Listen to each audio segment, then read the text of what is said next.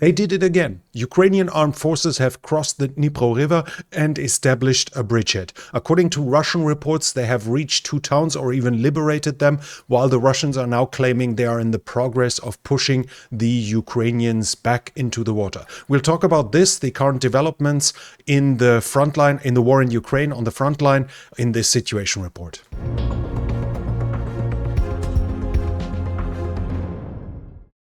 Hello and welcome. Ukraine said with their attack on the airports in Berdyansk and in Luhansk, which was done by using ATACMS freshly delivered ATACMS missile, 9 helicopters were destroyed as well as a SAM starter. As of now, this cannot fully be confirmed, the amount of destruction, but reading the Russian mill bloggers commenting, the damage must be substantial. A comparison by satellite pictures from previous days where the helicopters were still parked on the airport with later scorch marks indicate that at least a fair amount, probably 7, were heavily damaged or destroyed. The imagery is inconclusive, but the damage was definitely substantial. Russia will have to react to that. They will likely have to move either their forces 150 kilometers away from the front line, as the currently delivered ATACMS have a range of 165, and obviously the Ukrainians can't fire them right from the front line itself, or they will have to spread them out. The 150 kilometers would basically mean all of Luhansk, all of Donetsk, the whole land bridge, and roughly the northern part of the Crimean Peninsula would no longer be able to be used for staging aircraft, be it fixed wing, be it rotary wing. The other option is what they can do. While they can position them at the front, it will be with a higher risk, and they will have to spread it out massively, which increases the risk for sabotage, for drone attacks, etc. in other regards, and at the same time reduces the efficiency in servicing them. Generally, there's an ideal size of a unit to be coherent, to be efficient. That's why, for instance, the idea of building smaller aircraft carriers instead of the big US one has not taken hold, as generally a bigger aircraft carrier is much more efficient in operating, in servicing the aircraft than a certain amount of smaller ones that carry the same amount of aircraft. What we see in the US shipbuilding will translate to the front line there as well. While the Russians will be able to continue using frontline airports, it will be much less efficient, much more dangerous for them once now with ATACMS having arrived. Also, for instance, they could stage their attack helicopters further back, fly them forward, refuel them, and then have them attack. But as you can already see, more wear and tear, more time needed, longer reaction time, etc. So while this is not taking out the Russian aviation, it is still a hindrance to them, and it will decrease the efficiency of the Russian aviation here in the war in Ukraine. Also, obviously, ammo depots will be in danger as well, while they have been in danger by HIMARS, and HIMARS attacks have basically stopped the Russian Donbas offensive in the last summer. Here now the distance is larger, and the huge amount of submunitions being emitted by the ATACMS are a much greater danger, even if the depots are spread out further. So there the Russians will either have to react to, which causes logistical problems, which causes efficiency problems, or they will have to take the risk that they will be destroyed once this is happening. Ukraine has also attacked an airbase from the Russians in the Kursk Oblast. The report is 200 kilometers away from the front line, and while locals have heard explosions, I do not have any confirmation, any data about damage that was actually done. Let's switch over to the front line. We have reports of continuous attacks basically along the whole front line. The Russians are attacking at various points. Mostly they have been unsuccessful, but we have a geolocalized position here close to Yahitne where they actually advanced somewhat, and this is here. So here the Russians somewhat advanced to the west here. That's what I can confirm north of the Seversky Donetsk, the river that runs here. South of it, we have reports about successes close to Salisnyanske here. But the report was localized here, and at least according to the maps I'm using, this is under Ukrainian control for quite a while. So either the maps were wrong or the geolocalization of supposed fresh Ukrainian advances were wrong. So this is kind of inconclusive from my point. We have mentions from the Ukrainian side that they have been successful close to Klishivka. Initially, I found no proof of this, but now we have War Gonzo here, a Russian military blogger saying the Ukrainian armed forces managed to advance northeast of Klishivka. So we have the Russians confirming some Ukrainian success. Northeast would be somewhere here. Russians were also doing counterattacks. No success that I can show. That I can prove, and there are reports that the Russians are bringing in reinforcements towards Kurdyumivka, and Ukrainian voices are shouting out, are basically warning that there might be significant counterattacks coming with reinforcements being staged in this area here. So supposedly we will see Russian attacks south of Bakhmut fairly soon. Further south at Avdiivka, I cannot confirm fresh Russian successes. War Gonzo is still claiming successes close to Pervomaiske and Siverne, so roughly in this area here. I cannot observe any fresh successes by the Russians. Yesterday I confirmed that they had success here and here, but whether there is additional one or whether War Gonzo was just reporting on that one, I cannot fully say. Probably might just have reported on what I said last time. Ukraine is saying, though, that the intensity, Ukrainian sources are saying the intensity of the Russian attacks on Avdiivka are dying down. So it seems the offensive has already lost steam here, but we will have to see how it continues. Marinka, the usual Russian attacks without successes here. Usually there is not much success to be said here in the house-to-house fighting in Marinka, so nothing new here. And on the oblast border between Donetsk and Zaporizhzhia, we have some some new events. The Russians were saying that the Ukrainians were attacking close to Staromayorsk, so basically in this area here, no successes being reported. They report a sabotage group close to Priutne.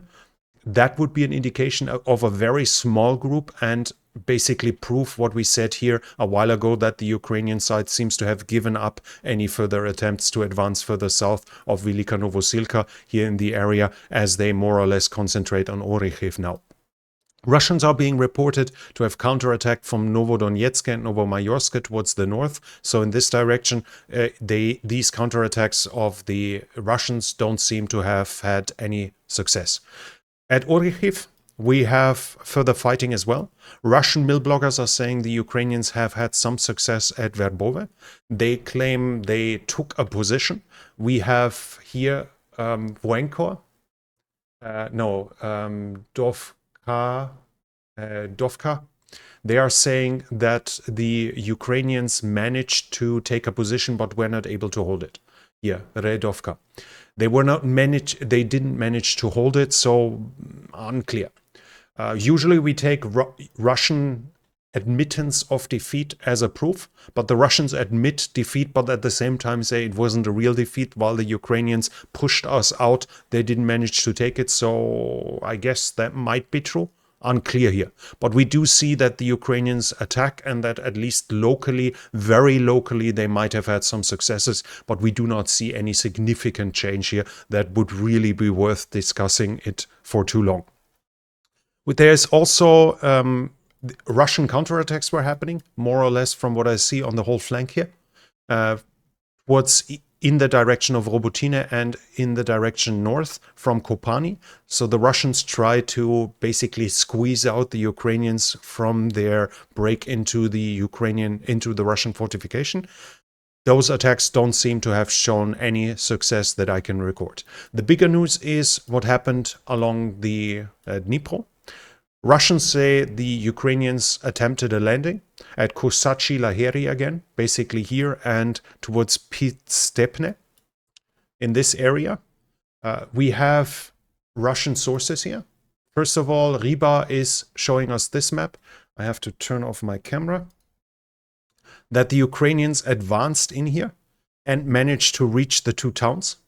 They say that it was, and they are fuming when you see the article, because in the past I always said Riba is warning from a coming crossing of the Dnipro, and it seems they were right, and they are fuming how it's possible that they were taken by surprise. Now they are claiming that by now, as you can see, this is 1300 on October 18th, so from today, whereas this was at the end of October 17th, so roughly half a day later. They claim that they are in the process of pushing the Ukrainians back towards the river. According to them, they have retaken all this area. There was also a report of the Ukrainians attacking towards Oleshki from their positions here on the islands. So the current situation is unclear. According to the Russians, the Ukrainians are still on the other side of the Dnipro. We should expect, if we believe Riba, which in this case has little reason to lie, we should expect roughly a Ukrainian position in this area here on this side of the river. Whether they'll be able to keep it up is a different story, because according to Riba, and I'm mostly focusing on Russian sources here, which obviously have their bias, so we need to take it with a big grain of salt. According to them, the Ukrainians attempted to bring over reinforcements, but were not able to. The Russians even say that 2 Iskander ballistic missiles were used tactically to strike Ukrainian positions on the other side of the river, basically the assembly area to crossing the river. If this is true, then probably the Russians should be able to push the Ukrainians out. We'll have to observe it. Whether or not the Ukrainians will actually fully establish a serious bridgehead here, bringing over heavy equipment, artillery, tanks, etc., I'm still highly doubtful. But as I said, we're going to see how it develops here along the front line. We can just stick to what we know for now. Generally, there's also now a claim about the damage from the destruction of the Novakhovka Dam. The United Nations say the damage was damage done by this is reaching 14 billion US dollars. So we have a number to say here. That was already it from the front line. So the biggest exciting news, if you want it this way, is the attempted river crossing here. As of now, unclear how serious it is, unclear how successful it is. We'll have to see over the future. In the future, south of Orikhiv, continued fighting, not much happening. Avdiivka, Russian offensive seem to have lost steam. Bakhmut, the Ukrainians might slowly have additional advances, but basically their offensive isn't very powerful, isn't very successful, at least in gains of territory here either. And north of the Seversky Donetsk, the Russians have the initiative attack, but as of now, don't have much to show for either. Towards troop generation, the Duma is now in the process of legalizing volunteer formation inside of the National Guard, the Rosgvardia. The process for this is for quite some time. Rosgvardia is being remodeled. They're also receiving heavy weaponry now. And in that context, there are already several months of negotiations between parts of Wagner that are still in existence to join Rosgvardia. The details there are still up for discussion, but this will probably be in connection to the joining of volunteer units. Also, there are reports from Rusi that 2 ships are regularly doing shuttling from North Korea towards Russia for ammunition. We talked in the past that according to, I think it was also Rusi, at least 1,000 containers of weaponry and ammunition have already been handed over to the Russians. So the North Korean supply for Russia's war against Ukraine is in full flow. We also have new developments from the Russians here. They presented their new TOS-2. This is a thermobaric artillery. The Russians classify it as a heavy flamethrower. And the interesting part here is that they clearly show the modifications on it, that the Russians are convinced this system is effective. So far, we've only seen the TOS-1, which is, as far as I know, a T-72 chassis that has the launcher on top of it. Now we see it on a wheeled chassis, basically on a truck with higher mobility, probably cheaper too, showing clearly that the Russians are convinced about the efficiency of that system. Also, we have political news from the political sphere. Ukrainian citizens that are older than 14 will no longer be able to cross the border effectively. Their only effective way will be through the airports in Moscow. The likely reason for that is that they want to prevent the usage of border crossings for spies and saboteurs. There have been several attacks inside of Russia, and the fact that Russia hasn't fully declared war on Ukraine obviously is a problem for them in this regard, because infringement of free movement wasn't part of a special military operation initially, so they need to adjust their settings, which they're currently in the process of doing. Russia is also in the process of legally leaving the agreement to stop nuclear testing. The first reading in the Duma, it has passed. Russia had ratified that agreement, so it needs legal procedures to leave it. Russian Foreign Ministry is saying, though, they are not going to do nuclear tests unless the US starts them, which is obviously highly unlikely.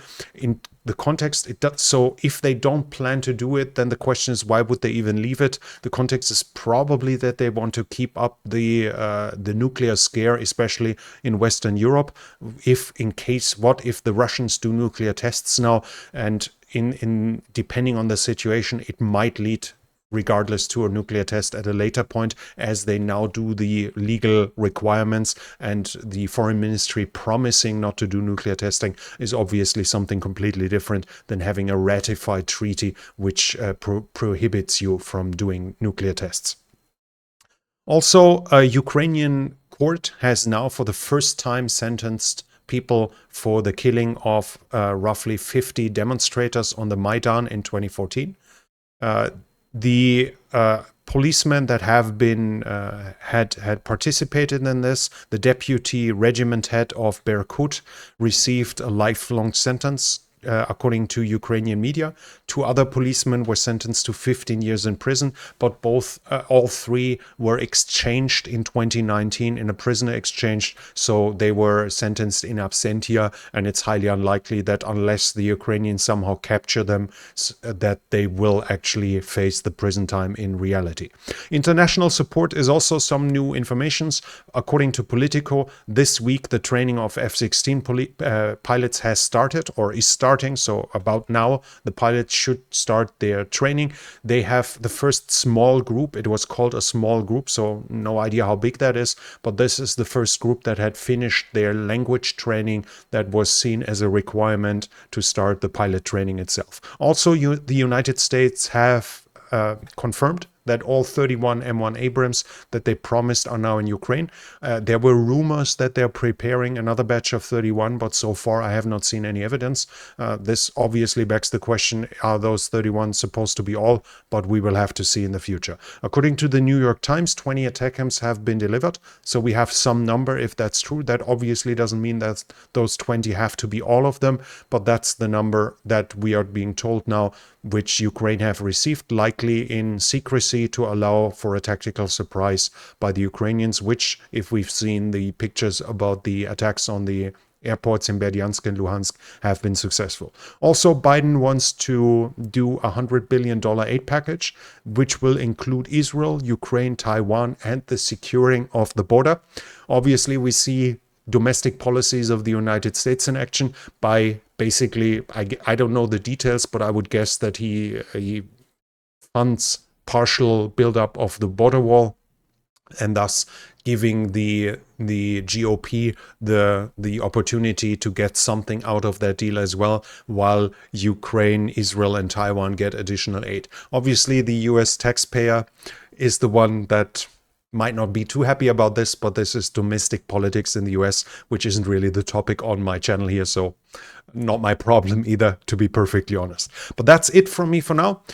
One smaller detail we could add now, this isn't really about Ukraine, but the German special forces of the KSK, the KSM, which are the marine divers, and the GSG-9, which are federal police that are specialized on freeing hostages. They have arrived on Cyprus, so Germany is preparing to evacuate prisoners.